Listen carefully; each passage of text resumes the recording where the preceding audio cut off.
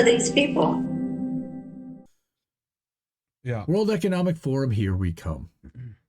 Declaration for the Future of the Internet launched to promote open web for all, where dark is light and up is down, okay, pointing to a vision of the internet that puts people first, except that you have to be in line with exactly what the administration says, or you're going to get canceled off of all these fucking things. This is unreal, right? So the US, the EU, and dozens of other countries launched a global declaration of the future of the internet, vowing online protection of human rights, respect for net neutrality, and no government-imposed shutdowns, that was applauded by progressive advocates for a more open and democratic web. And if you believe that, I got a fucking Brooklyn Bridge to sell you. About $5. Yeah, and the Ministry of Truth is really concerned with truth, right? Right? Again, where they say the exact opposite of what they mean. So this would ensure that people everywhere could connect, communicate, organizing. Really? Tell that to the people of Russia. Really? Tell that to the people of China. You know, where again, anywhere that we've sanctioned, tell that to the people of Cuba, where we're still sanctioning, or Venezuela. Or how about Syria? Let's talk about that. Or Yemen, or a Palestinian. Let's talk about them and their rights. So do they have the ability to communicate freely across the world? Not entrench the account. It's unbelievable that these nations are saying this, okay? And again, this came months after Biden's Summit for Democracy, where they were mulling the launch of an alliance for the future of the internet. This has such World Economic Forum creepy control of everybody's speech, thought, and activity. It's screaming at me. Danger, Will Robinson. Okay, the non-binding. So it's also a non-binding declaration, which means nothing. All right, it has no teeth.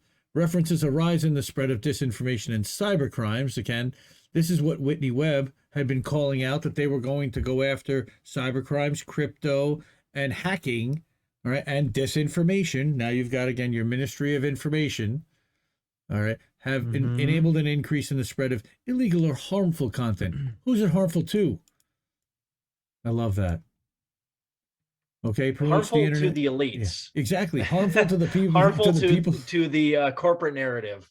That's it. It's absolutely amazing. All right. Further promotes the internet operating as a single decentralized network of networks. Okay, I do believe in that, with global reach and governed through the multi-stakeholder approach. Again, INN runs very similar, all right? But this is where you see the private-public partnership, and I can't stand those words. That is a red flag to me. Again, that is controlled by major corporations and capitalist entities. Again, signed by over 55 nations, and which ones? It's NATO countries. All right, mostly. Of course. And the ones in Africa who are aligned with us, and South America. It's all our allies. But notice that it used to be signed by 218 nations, and now it's only signed by 55. All right, because we split the world. All right, Declaration won plaudits from U.S.-based digital right groups, Free Press. Right, yay. All right, points to a vision of the internet. Yeah, if acted upon. That's the big key phrase, which it's not going to be. We know that this is their non-binding resolution, toothless dream vision that's never going to be executed, and it will be watered down and bastardized and wrecked. Okay, the Center for Democracy and Technology also welcomed the declaration. Who the hell are these guys? Right? So I don't know. This just, we'll just have to see exactly what it is, but you're right. I am seeing a lot of red flags. I don't know if you guys saw today, Mayorka, I forget, I think is his name. He came out and he was talking about how the Ministry of Truth will never be used against American citizens. I'm like, sure. And I'm sure you're the same type of person that would come out and say, like, yeah, the CIA and the NSA will never be used against, the United States citizens. We'll never spy on our own people. Bullshit. As soon as the Ministry of Truth gets implemented, the first thing they're going to do is label anything they don't like Russian misinformation. Whether or not you're a citizen of the US matters not. And if you want the evidence, look at how American citizens are labeled Russian state media on Twitter all the time right now, and we don't even have a Ministry of Truth yet. People that are talking about Russia accurately, like Jackson Hinkle, are banned on YouTube right now. So you're full of shit if you think that that's actually the way that this thing is going to operate. Like, it's just going to be used against, people that are from Russia talking about Russia. No, of course it's going to be used against United States citizens. Come on now. How dumb do you think we are?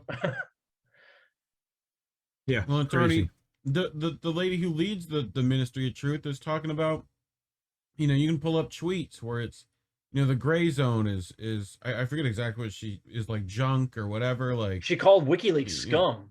Scum. That's what it was. Yeah, she called WikiLeaks scum. That gives me like flashbacks of Keith Olbermann. First of all, how dare you? Second of all, like how can you be in a position of that level of power with that kind of like they got the drama kid that everyone thought was crazy to like run the Ministry of Truth. Like, you literally, that's Harry Potter already did this.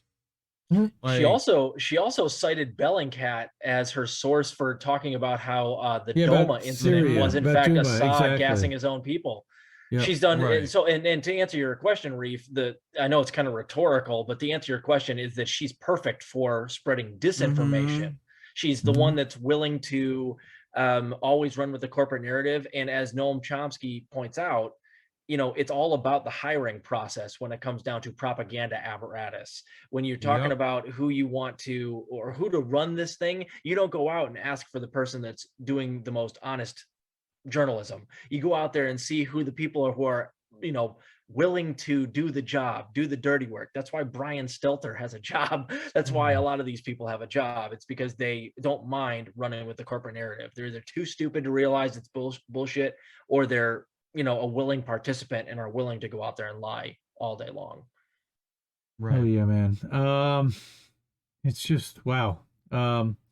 I think I'm ready for it. So I wanted to address Ashura. Yes, Jackson is banned from Twitch, not YouTube. He did get a 1-week strike, content strike on YouTube. He was also banned, or he got like some kind of a warning on Twitter as well. He got mass reported over something.